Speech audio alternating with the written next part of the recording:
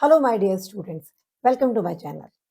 अब आज के इस वीडियो में हम 2025 में आई हुई केस स्टडी की जो बची हुई 3-4 केस स्टडीज हैं वो पूरी करते हैं। पार्ट 3। Welcome, let's start. ये देखिए, क्वेश्चन है Anurag purchased a farm house which is in the form of a semicircle of diameter 70 meter.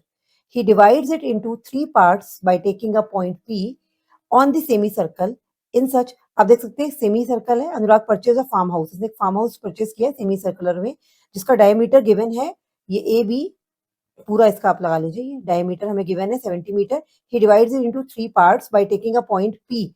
P point लेके इसने 3 पार्ट में इसको डिवाइड कर दिया। आप देख लो, फर्स्ट, सेकंड और थर्ड पार्ट लिखा हुआ है डायग्राम में, right. On the semi circle in such a way angle P A B is 30 degree. Angle P A B ये वाला एंगल हमें गिवन है 30 degree. P A B is 30 degree as shown in the following figure where O is the center of a circle। ये हमारा circle है, circle का centre है, ठीक है, या सेमी सर्कल का सेंटर है, हम ये कह सकते हैं। अब in part 1 he planted sapling of mango tree. ये आप देखो, थोड़ा सा क्वेश्चन में और ले आती हूँ आपके लिए। ये हमारा क्वेश्चन दिख रहा है clearly. In part 1 he planted sapling of mango tree. Part 1 में उसने, ये वाला जो पार्ट 1 है, यहाँ sapling of mango tree. Part 1 he planted sapling of mango tree. In part 2 he grew tomatoes and in part 3 he grew oranges. Based on the above information हमें answers कौन कौन से करने देख लेते हैं। What is the measure of angle POA? Angle POA हमें major करना है। POA तो इसका मतलब P और O को हमें यहाँ पर ये हम ऐसे ऐसे मिला देते हैं, थोड़ा सा स्ट्रेट लाइन आ जाएगी, ठीक है। अब POA आपको फाइंड करना है, ये वाला एंगल। पीओए के लिए पहले आप देखो, ये पूरा जो ट्राइंगल है, अगर हम ध्यान से देखें इस ट्राइंगल को, ट्राइंगल पी ए बी देखो आप, पी ए बी में हमें एंगल ए पता है 30 डिग्री। अच्छा, ए पी बी कौन सा एंगल होगा? A P B, A P B ये होगा 90 डिग्री। क्यों? क्योंकि एंगल होना semi circle, right. A P B 90 degree हो गया हमारा। इसके अलावा आपका ये थर्ड एंगल आप निकाल सकते हो। सबसे पहले हम निकाल लेते हैं पीबीए। एंगल पी बी ए आप फाइंड करो जरा पहले। पीबीए कितना हो जाएगा? पीबीए हो जाएगा हमारा 180, एंगल सम प्रॉपर्टी यूज करेंगे, 180 माइनस 90 प्लस 30, तो ये हो जाएगा आपका 180 माइनस 120, तो ये आ गया आपका 60 डिग्री। तो हमें ये वाला एंगल मिल गया है 60 डिग्री, ठीक है। पी बी ए हम लोग 60 डिग्री निकाल चुके हैं। अब हमें निकालना है एंगल पी ओ ए। पी ओ ए क्या होगा आप देखो, पी बी ए है, पी बी ए जो है ये वाला एंगल इस वाले एंगल का आधा है। सर्कल की प्रॉपर्टी भी लगा सकते हैं, तो हम ये इस वाली प्रॉपर्टी लगा लेते हैं पहले। Angle P O A is equal to double of angle P B A, ये हो जाएगा आपका 2 इंटू 60, दैट मीन्स ये आ जाएगा आपका 120। एक तो आपका ये वाला एंगल आ गया 120। इसके बाद हमसे वो क्या पूछ रहे हैं, पी ओ ए हमने निकाल दिया। Find the length of wire needed to fence entire piece of land. Wire needed to fence entire piece of, तो वायर नीडेड सेमी सर्कल में चाहिए और आपको किस में चाहिए? ये डायमीटर, ये पूरा पेरीमीटर चाहिए आपको इस देखा जाए तो, ठीक है। पूरा ये और ये यहाँ आपको वायर लगानी होगी पूरे पार्ट में, ठीक है। तो हम लोग सेकंड पार्ट भी कर लेते हैं, ऐसे इजी है, सेकंड पार्ट भी सिंपल है। आपका सिंपल आ जाएगा ये जो आपको लेंथ ऑफ वायर चाहिए, लेंथ ऑफ वायर वो आ जाएगी आपकी पेरीमीटर ऑफ पूरा सेमी सर्कल। तो पेरीमीटर ऑफ सेमी सर्कल क्या हो जाएगा? एक तो सरकमफ्रेंस हो जाएगी सेमी सर्कल की, प्लस आपका डायमीटर हो जाएगा, डायमीटर, ठीक है। तो सरकमफ्रेंस कितनी हो जाएगी? 2 पाई आर होती है पूरे सर्कल की, सेमी सर्कल की हो जाएगी पाई आर, तो हम यहाँ लिख सकते हैं पाई आर प्लस डायमीटर कितना है हमारा ए बी। अब ये देखो आप, ए बी हमें गिवन था 70 मीटर, पहले से गिवन है डायमीटर 70 मीटर, तो हम रेडियस हो जाएगी 35 मीटर, तो यहाँ 22/7 इंटू 35 प्लस 70, ये आ जाएगा 7 5 सा, इसे सॉल्व कर लो फटाफट से, 110 प्लस 70, ये आ गया आपका 180 मीटर, ठीक है। तो आपको कितनी वायर रिक्वायर्ड होगी? 180। ये वाला आंसर आ गया था आपका 120 और ये आंसर आ गया हमारा यहाँ पर 180 मीटर, राइट। इसके बाद हमारा आता है कि find the area of region in which saplings of mango tree are planted. Mango tree कहाँ प्लांट किए थे उसने क्वेश्चन में, थोड़ा थोड़ा सा देखिए वापस से कि मैंगो ट्री, यहाँ उसने मैंगो ट्री प्लांट किया ना इतने में, इतने। तो ये क्या है, ये एक सेक्टर है, सेगमेंट है ये पी बी, पूरा ये क्या है, ये एक सेगमेंट है। तो हमें निकालना है, थोड़ा सा स्पेस कर देते हैं ये, ठीक है। हमें निकालना है, थर्ड पार्ट डालेंगे, एरिया ऑफ पार्ट 1, जहाँ पे उसने मैंगो ट्री लगाए हैं, ठीक है। तो एरिया ऑफ पार्ट 1 आ जाएगा आपका, एरिया ऑफ, कैसे निकालते सेगमेंट का एरिया, सेक्टर का पूरा एरिया निकालिए। सेक्टर हो गया POA, उसमें से माइनस कर दो आप एरिया ऑफ ट्राइंगल POB। अच्छा, ट्राइंगल POB, एक चीज देखेंगे, एक चीज यहाँ पर क्या कह रहे हैं कि एरिया ऑफ ट्राइंगल POB, अब जो ट्राइंगल POB है ये 60 था, ये 120 था, तो आपका ये भी 60 आ गया, तो रिमेनिंग वाला भी एंगल 60 आ जाएगा। तो it means area of triangle POB is an equilateral triangle. आप यहाँ दिखा सकते हो, चाहे आप यहाँ लिख भी सकते हो रफ में कि ट्राइंगल POB आपका इक्विलेटरल ट्राइंगल हो जाएगा, ठीक है। इसके बाद आप area of sector, area of sector का फॉर्मूला क्या होता था, अभी हमने जो पुरानी केस स्टडीज की है उसमें भी किया है, theta upon 360 into pi r square. तो यहाँ पर थीटा हमारा यही एंगल है, माइनस POB के लिए आपका ये आ जाएगा √3/4 side square, side square A square या R स्क्वायर, क्योंकि जो इसकी रेडियस ही इसकी साइड है, देखो OB क्या है, रेडियस भी है और इक्विलेटरल ट्राइंगल की साइड भी है, ठीक है। तो यहाँ पर अब थीटा आ जाएगा आपका 36, वो सॉरी, हाँ, थीटा आ जाएगा हमारा 60 degree, just a second, theta आ जाएगा हमारा 60 degree upon 360 into pi, pi हमारा है 22/7 और रेडियस हमारी थी, हम ऑलरेडी निकाल चुके हैं ऊपर 35, 70 डायमीटर गिवन था 35 और √3, ये साथ साथ हम लोग साइमल्टेनियसली करते रहेंगे जिससे कैलकुलेशन थोड़ा जल्दी हो जाएगी। और ये भी आ जाएगा आपका 35 इंटू 35, इसको आप सॉल्व कर लो, कैलकुलेशन आप लोग कर लेंगे, ये 6 जार चला जाएगा, फिर अगेन 7 5 जा। तो ऐसे आप जब इसकी कैलकुलेशन करोगे तो ये फाइनल, मैं फाइनल आंसर लिख रही हूँ लेकिन आप करके देखिएगा, एक बार चेक करेंगे कैलकुलेशन ठीक है कि नहीं है। 111.85 मीटर स्क्वायर, तो ये आपका ये आ जाएगा एरिया ऑफ पार्ट 1 जहां पर उसने मैंगो ट्रीज ग्रो किए थे, ठीक है। तो ये वाला आ जाएगा आपका एरिया 111.85 मीटर स्क्वायर। नेक्स्ट कह रहा है वो, find the length of wire needed to fence region 3। तो रीजन 3 देखिए कहाँ पर है, जहां पर ये स्टार्ट से दिख रहे हैं ना, इसको कितनी वायर लगेगी, एक तो ये वाली वायर लगेगी और एक ये वाली वायर लगेगी, है ना। तो find the length of wire needed to fence region 3, तो इसमें हमें थोड़ा सा काम करना पड़ेगा। जो लेंथ ऑफ वायर नीडेड 3 में लगेगी, एक तो हमें क्या चाहिए, AP का डिस्टेंस चाहिए, ठीक है ना, और एक हमें क्या चाहिए, ये आर्क ऑफ AP चाहिए, राइट। तो इतनी वायर चल लगेगी, तो हम यहाँ पर पहले तो लिख लेते हैं। अब आपको इतना समझ में आ गया क्या क्या चाहिए, तो ये आप थोड़ा सा, हम लोग इसे कर लेते हैं इसमें, जस्ट अ सेकेंड, ये यहाँ कर लेते हैं हम इसको। तो हमें यहाँ पर क्या क्या चाहिए, वायर नीडेड इन रीजन 3 या पार्ट 3 जो नोन है, उसके लिए हमें क्या क्या चाहिए, एक तो चाहिए हमें AP, ठीक है, और एक हमें चाहिए आर्क ऑफ AP। अगर हम वो निकाल ले दोनों चीजें, इससे हमें वायर पता चल जाएगी कि कितनी वायर उसमें लगी है, ठीक है। तो अब वायर नीडेड के लिए एक बार हम डायग्राम पे वापस जाएंगे, फिर आपको ज्यादा समझ में आएगा AP कैसे निकालोगे। देखो AP कैसे निकालोगे, ध्यान से देखो, APB में, APB क्या है, एक राइट एंगल ट्राइंगल है, ये 90 डिग्री है, एंगल और सेमी सर्कल। तो APB है, इसमें लगा लो पाइथागोरस थ्योरम, ठीक है, पाइथागोरस थ्योरम लगा लो, क्योंकि हमें परपेंडिकुलर नहीं पता है, नहीं तो आप उससे कर लेते, पाइथागोरस से कर लेते हैं, लेकिन हम यहाँ ज्योमेट्री लगाते हैं, ठीक है। हम यहाँ क्या लगाएंगे, ज्योमेट्री लगाएंगे। ये आपको पता है डायमीटर है, एंगल आपको पता है 30 है, ठीक है। तो अब आप क्या करो, यहाँ पर कौन सा लग जाएगा, आप इसमें कॉस लगा लें हम, cos 30 बेस अपॉन हाइपोटेन्यूज। तो बेस है आपका AP और हाइपोटेन्यूज है ये, क्योंकि 90 के सामने वाला होता है हमारा हाइपोटेन्यूज। क्लियर है, मैं डायग्राम बना देती हूँ अलग से, जिससे कि आपको और अच्छे से क्लियर हो जाएगा। ये देखो, अगर एक राइट एंगल ट्राइंगल आपने बनाया, ये आपका अगर 30 डिग्री एंगल था, तो इसके सामने वाला तो आपको ये 90 डिग्री है, 90 के सामने होता है हाइपोटेन्यूज, तो यही हमें AP निकालना है, हाइपोटेन्यूज ही निकालना है हमें, ठीक है।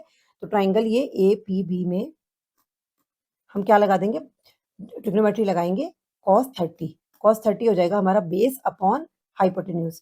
तो ये आ जाएगा आपका, सॉरी हाँ, बेस अपॉन हाइपोटेन्यूज, 70 आ गया आपका ये, ठीक है, AP अपॉन AB। तो यहाँ AB हमारा 70 है तो मैंने डायरेक्टली लिख दिया है, इतना आप लोगों को पता है, तो हमें AP निकालना है। तो cos 30 की वैल्यू होती है आपकी √3 अपॉन 2 और AP हमें फाइंड करना है, तो यहाँ से फटाफट से AP निकाल लो, 70 इधर जाएगा, तो AP आ जाएगा आपका 35 √3 मीटर, ठीक है। तो हमारा AP निकल गया, देखो 70 इधर चला जाएगा, 2 से 70 कट के 35 हो जाएगा, 35 √3 मीटर। सिंपल कैलकुलेशन है, ये कर लोगे आप। अब आर्क ऑफ एन AP निकाल लेते हैं। आर्क ऑफ AP वो कैसे निकलेगा आपका, ये theta upon 360 into 2 pi r. Theta यहाँ पर कौन सा लगेगा, अब देखो यहाँ हम बात कर रहे हैं इसकी, तो यहाँ पर थीटा लगेगा 120, जो हमने सेकंड निकाला था, जो हमने यहाँ पर सेकंड पार्ट में थीटा निकाला था। देखो एक सेकंड, ये देखो यहाँ जो हमने निकाला था ये वाला एंगल, ये वाला, ठीक है ना, POA।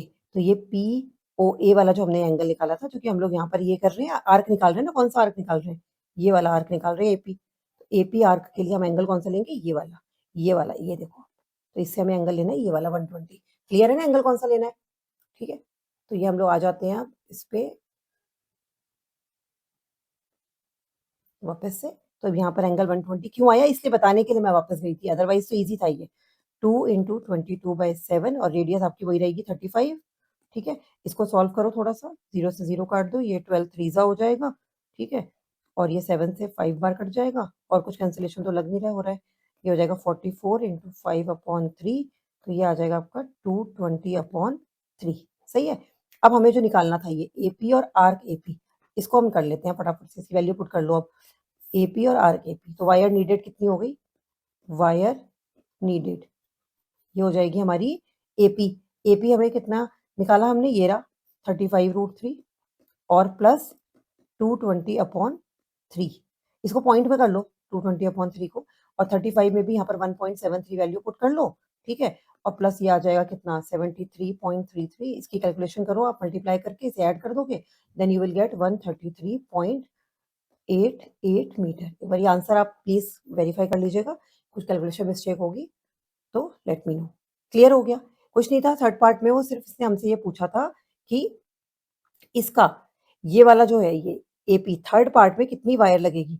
तो थर्ड पार्ट में वायर लगाने के लिए हमने क्या किया, थर्ड पार्ट में हमने वायर लगाने के लिए ये वाला जो थर्ड पार्ट की वायर थी उसके लिए हमें चाहिए था आर्क ऑफ AP और AP। तो AP निकालने के लिए हमने क्या किया, हमने इस वाले ट्राइंगल में, ध्यान से देखिए, इस वाले ट्राइंगल में पाइप को लगाई ट्रिग्नोमेट्री, यहाँ ये एंगल 30 पता था, और इसके ये इसका बेस हो गया, और ये आपका हाइपोटेन्यूज हो गया, 90 के सामने वाला हाइपोटेन्यूज होता है। तो ये हमने यहाँ पर ट्रिग्नोमेट्री लगाई, ज्यादा कुछ नहीं था, cos 30 से उसकी वैल्यू निकाली, फिर आपने आर्क ऑफ एन AP से निकाल दिया, जिससे कि वो क्लियर हो गया। आई होप क्लियर हो गया होगा, समझ में आई होगी, अच्छी केस स्टडी है, और ये इधर ये दिल्ली और इधर वाले सेट में ही आई हुई है, ठीक है। तो आप ये अच्छे से देखिएगा, समझिएगा, आई होप क्लियर हो गई। चलिए आगे बढ़ते हैं हम लोग नेक्स्ट केस स्टडी के लिए, ठीक है। ये आई थिंक हो गए इसके दोनों पार्ट्स, यस डन। चलो आ जाओ, ये भी बहुत अच्छी केस स्टडी है। इन इस केस स्टडी में हम लोग क्या देखेंगे कि ये कि एनुअल स्पोर्ट्स डे की बात हो रही है, स्पोर्ट्स डे की बात हो रही है ये। In order to organise annual sports day, a school prepared an eighth lane running track with an integrated football field inside the track area as shown। ये आपको दिख रहा है पूरा ट्रैक एरिया बना हुआ है। अब इसमें क्या क्या गिवन है पहले हम देख लेते हैं डायग्राम के उससे, ठीक है, फिर उससे आपको ज्यादा क्लियर हो जाएगा जो जो हमें चीजें गिवन है। ध्यान से देखो, the length of inner most lane of track is 400 meter, inner most है जो, ठीक है, उसकी कितनी लेंथ है 400 meter. Each subsequent lane 7.6 meter longer than preceding lane. तो हर लेन से आगे जो जैसे इसका जो डिफरेंस आता जा रहा है, हर एक लेन के बाद 7.6 का ये वो करते जा रहे हैं, ठीक है।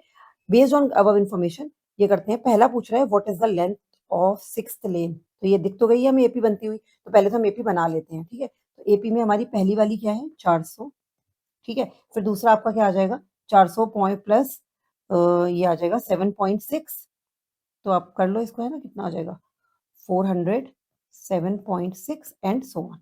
यहाँ ए आ गया आपका 400 और डी आपको गिवन ही है 7.6, इससे आप निकाल लो सिक्स्थ लेन का।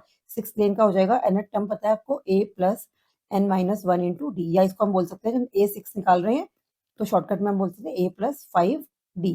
अब इसमें वैल्यू पुट कर लो फटाफट, ये हो जाएगा 400 प्लस 5 इंटू 7.6, इसे आप सॉल्व करोगे तो ये आएगा आपका 400 प्लस 7.6 इंटू 5, ये मल्टीप्लाई कर लोगे आप, ठीक है, 6 5 30, 33 आ जाएगा ये, ठीक है। जब आप इसे करोगे तो ये आएगा 438 आएगा ये, है ना, 30 7.66 5 30, ठीक है, आपका ये आ गया, ठीक है।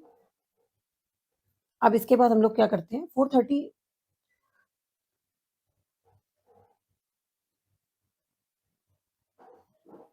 ठीक है, 38 ही तो आ रहा है ये, मल्टीप्लाई करके पॉइंट भी तो लगेगा, 38 ही तो आ रहा है ये 438 हो जाएगा, ठीक है। एक बार कैलकुलेशन चेक कर लेना, फिर भी कई बार गलती हो जाती है, ठीक है, सबसे हो जाती है। तो ये 7.65 आपका आ गया 38, तो ये ऐड करके आ गया 438, तो ये हमारा क्या आया है, A6 आ गई है, पहला आंसर आ गया आपका 438 मीटर बोल देंगे क्योंकि लेंथ पूछा है।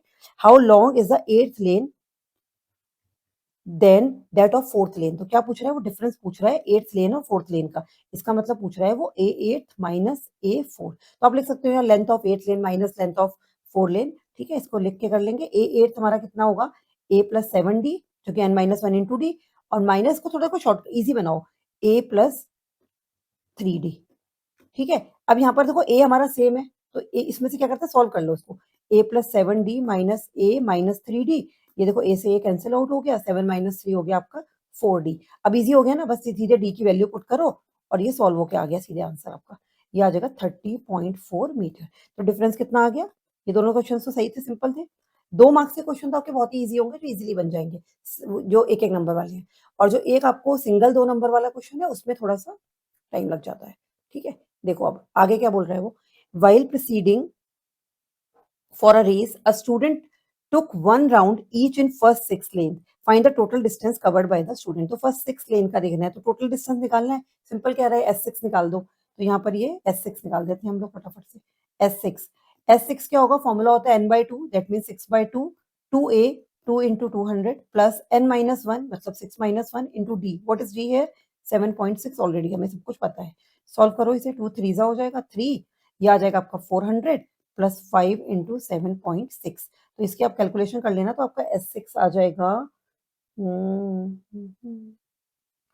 2a plus n-1 into D, हमारा a 600 था आई थिंक ना, यस a इज 600, a कितना था हम एक बार चेक कर लेते हैं, कुछ भी गलती नहीं होनी चाहिए, राइट, तो यही चीजें आपको एग्जाम में भी काम करते हुए देखिए, a 400 है, ठीक है ना, a आपका 400 है प्लस 5, तो ये आ गया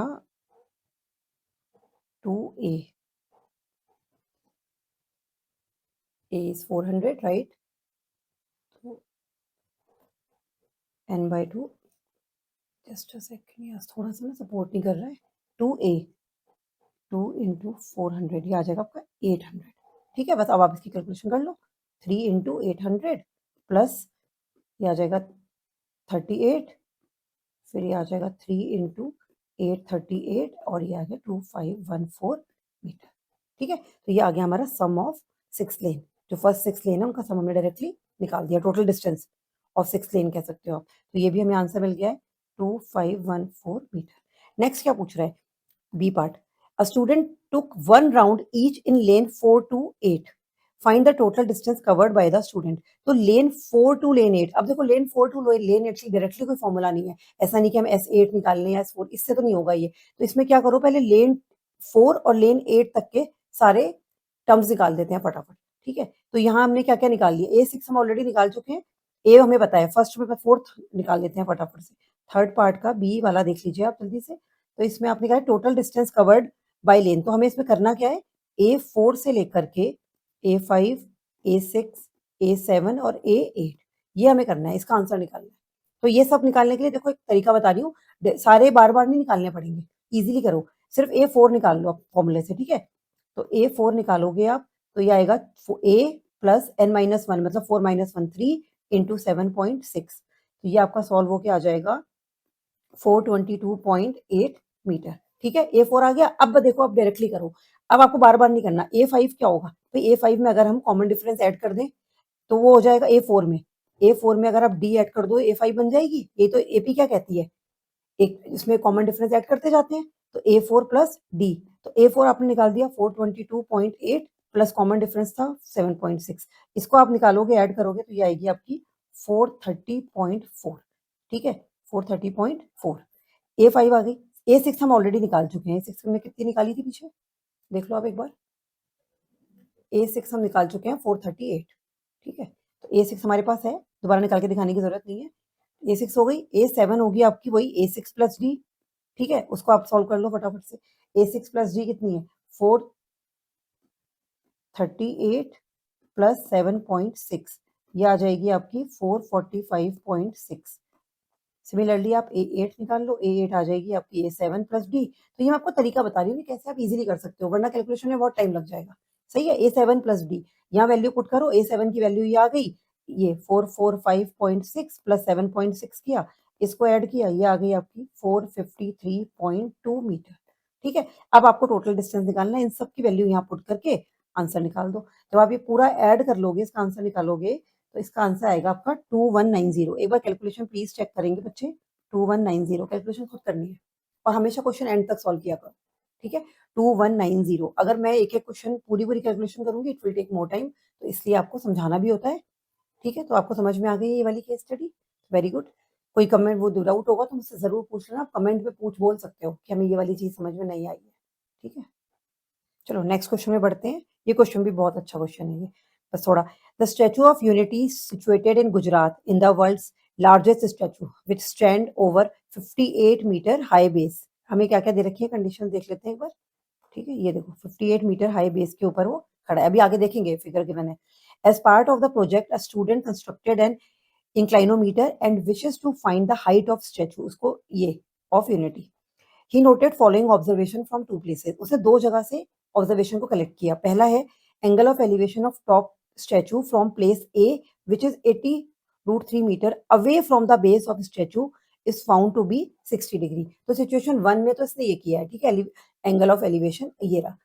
अब बाकी सिचुएशन 2 में देखो, सिचुएशन 2 में वो कहाँ गया, the angle of elevation of top of the statue from place B. अब पहले उसने प्लेस ए से ऑब्जर्व किया था, फिर उसने प्लेस बी से ऑब्जर्व किया, which is 40 meter above the ground. अब ये यहाँ पर ये जो दे रखा है ना, ये 40 मीटर अबव द ग्राउंड, वो ऊपर यहाँ पर आ गया है पोजीशन पे। अब पहले तो वो फ्लोर पे खड़ा था, ठीक है, यहाँ से उसने देखा तो एंगल ऑफ एलिवेशन आपका ये चेंज हो गया, 30 डिग्री हो गया, और ये हाइट इसकी देखिए इसने तो 240 मीटर है।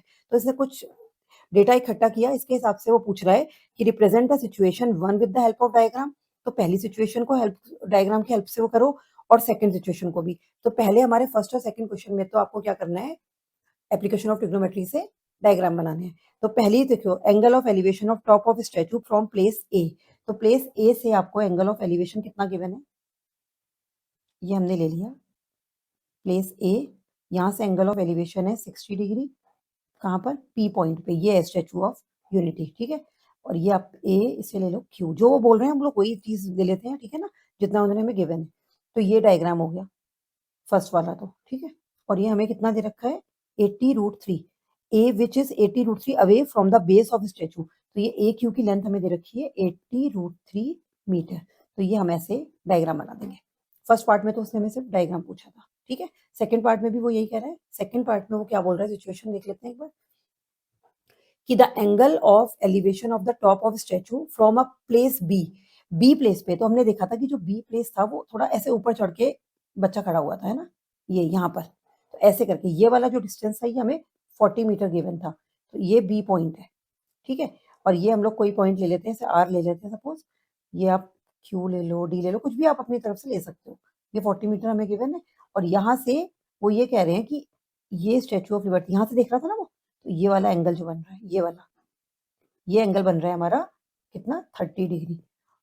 और यहाँ से वो देख रहा है तो उसको लगा कि 200 मीटर है, ठीक है। तो उसने क्या ऑब्जर्व किया है कि प्लेस बी से उसने देखा ये वाला 200 मीटर हो गया, और ये उसने 240 पूरा ऑब्जर्व किया ना, तो ये वाला 40 मीटर भी काउंट होगा। तो पूरा ये, इस पॉइंट को कुछ डाल देते हैं हम, ए डाल दो, तो ए क्यू हमारा कितना हो गया 240, ए बी हमें ये, और ये, ठीक है। तो डायग्राम में हमें इतना ही देना है, क्योंकि सेकंड केस में वो इतना ही बता रहा है। सेकंड केस में वो ना तो यहाँ से यहाँ का डिस्टेंस बता रहा है, ना सिर्फ उसने ये बोला है हमें कि the angle of elevation of tops of statue from place B which is 40 meter above the ground is found to be 30 degree and entire height of the statue including the base, देखो including the base is 240। तो ये पूरी जो height है ये कितनी है, 240, ठीक है, समझ में आ गया? तो ये ऊपर वाली हो जाएगी 200 मीटर। तो आप थोड़ा नीटली बनाना डायग्राम, जिससे क्लियर हो जाए। अब हम देखते हैं आगे के क्वेश्चंस क्या कह रहे हैं। फर्स्ट और सेकंड तो हो गया हमारा। अब बोल रहा है वो calculate the height of statute excluding the base and also find the height including the base with the help of situation 1। तो पहली सिचुएशन के अकॉर्डिंग अगर हम पहली सिचुएशन में जाएं तो हमें हाइट ऑफ स्टैचू निकालनी है। तो ये थी हमारी पहली सिचुएशन। ठीक है, मैं डायग्राम ऑलरेडी बनाया हुआ है। तो इसमें सिचुएशन 1 में आप अगर ध्यान से देखो, सिचुएशन 1 में पहले आप निकाल दो 1060 से। आप लिख सकते हो ट्राइंगल, या सिचुएशन 1 लिख दो।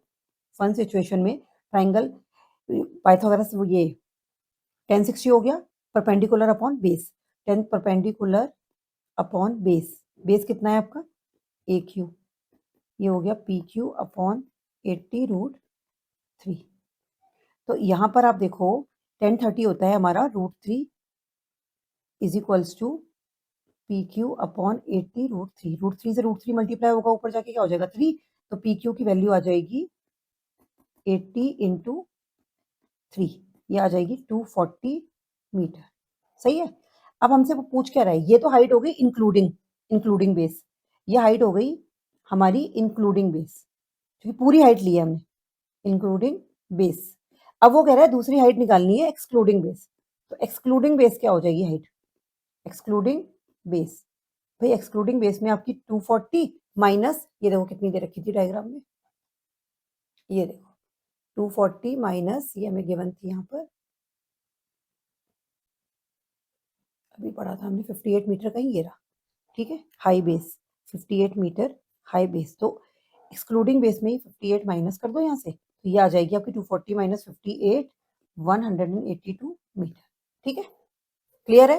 तो कुछ नहीं, हाँ पहले वाले डायग्राम में ही वो कह रहा है पहली सिचुएशन के हिसाब से दोनों हाइट बताओ, इंक्लूडिंग बेस और एक्सक्लूडिंग बेस। तो इंक्लूडिंग बेस तो हमारी यही हाइट है, पूरी हाइट आ गई 240 मीटर।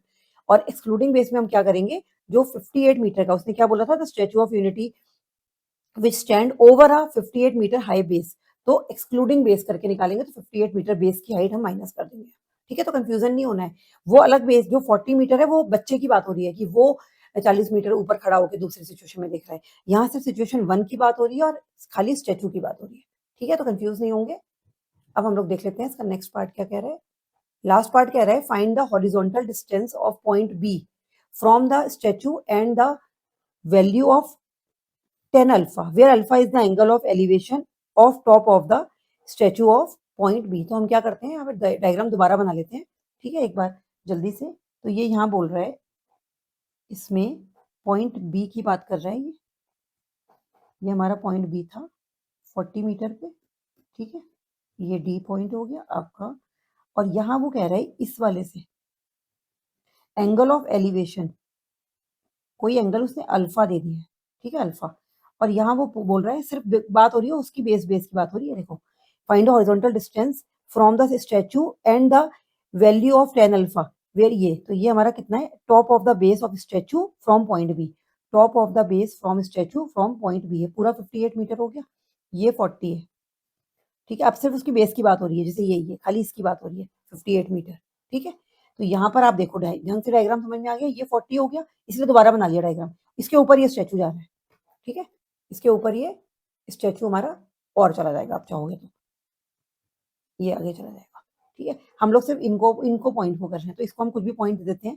इसको एम पॉइंट दे दो, और ये हमारा क्या था, क्यू था, ये हमारा आर था, तो यही रहने दो। ठीक है, ये अब आप ध्यान से देखो कि ये 40 है, तो ये कितना हो जाएगा, ये पूरा 58 है, तो ये हमारा हो जाएगा एम आर। एम आर का डिस्टेंस हो जाएगा 18 मीटर। तो अब उठाओ ये वाला ट्राइंगल, अब उठाओ सिर्फ ये वाला ट्राइंगल, ये वाला ट्राइंगल उठाओ, क्योंकि हमें अल्फा निकालना है, tan अल्फा की वैल्यू निकालनी है। ये एंगल दे रखा है उसने, एंगल ऑफ एलिवेशन अल्फा है। क्लियर है? तो अब आप निकाल लो tan अल्फा। तो आप ट्राइंगल एम आर बी में tan अल्फा लगाओ, वो होगा perpendicular upon base, M R upon base कितना है हमारा आर बी। ठीक है, आर बी हम अभी पहले ही निकाल चुके हैं ऊपर। आर बी हमारा कितना था, ये आ गया हमारा एम आर है हमारा 18। ठीक है, और आर बी नहीं निकाला अभी ना हमने, आर बी हमें निकालना पड़ेगा पहले। पहले हम आर बी निकालते हैं, चलो इसको यहाँ पर इक्वेशन नंबर 1 डाल के छोड़ दो। तो आर बी कैसे निकल जाएगा, देखो आर बी निकालने के लिए क्या करो, पहले 1030 से, जो पुराना ऊपर वाला था ना हमारा फर्स्ट वाला था, बी वाला जो डायग्राम था 10:30 से, डायग्राम दिखाऊं एक बार दोबारा, रुको, देखो ये वाला, इससे आरबी निकाल लो, इस वाले डायग्राम से आरबी यही निकाल लेते हैं, पहले निकाल लेते हैं। 10:30 से परपेंडिकुलर अपॉन बेस, तो ये आ गया 200 अपॉन आरबी, ये होता है 1/√3 is equals to 200 upon R B, तो ये आ जाएगा आरबी कितना आ जाएगा 200√3। ठीक है, इस इक्वेशन नंबर 1 डाल दो, आगे वाली को हम इक्वेशन नंबर 2 डाल देते हैं, तो 1 और 2 में हम 1 से पुट कर देते हैं यहाँ वैल्यू, अब इसकी जरूरत नहीं है। ठीक है, तो ये मुझे लग रहा है तुम्हें समझ में आ गया होगा, बड़ा क्वेश्चन था लेकिन अच्छा क्वेश्चन है, ईजी है, मतलब 3 डायग्राम जरूर बनाने पड़े लेकिन ईजी है, हो जाएगा। 10 अल्फा, हमेशा ये सोचा करो कि क्वेश्चन आसान है, ज्यादा टेंशन नहीं लेनी है। 18 अपॉन आरबी, आरबी हमने कितना निकाला अभी 200√3, तो यहाँ लिख लेना फ्रॉम 1। ठीक है, हमने सेकंड डायग्राम से निकाल दिया ये। अब इसको बस सॉल्व, चाहो तो 10 अल्फा की वैल्यू पूछिए, उसने अल्फा तो निकालना ही नहीं है, इसलिए हमें परेशान होने की जरूरत नहीं है कि कितना होगा, यही छोड़ दो। 18 ज्यादा से ज्यादा है तो इसको थोड़ा रेशनलाइज कर दो, रूट में आंसर छोड़ते नहीं है ना, रेशनलाइज कर दो, √3 से ऊपर नीचे रेशनलाइज कर दो, ये हो जाएगा आपका 18√3 अपॉन 200 इंटू 3, तो 3 से काट दो, 3 6 जा 18, तो ये आ जाएगा, और 2 से और ही काट दो, 2 3 जा ये, तो 3/100√3, तो ये वैल्यू हो गई हमारी किसकी 10 अल्फा की। तो यहाँ उसने पूछा था कि find the value of 10 alpha, तो कितनी आ गई है 3/100√3, तो ये हमारा आंसर था। तो ये हमारी 2025 की केस स्टडी थी। तो हमने आज ऑलमोस्ट सारी केस स्टडीज कवर कर ली हैं, आई होप आपको सब समझ में आ गई होंगी। तीनों केस स्टडीज देखिएगा, दोनों केस स्टडीज का लिंक मैं डिस्क्रिप्शन में डाल दूंगी। ठीक है, चलिए, और all the very best for your board exams. चलो, थैंक यू फॉर वॉचिंग।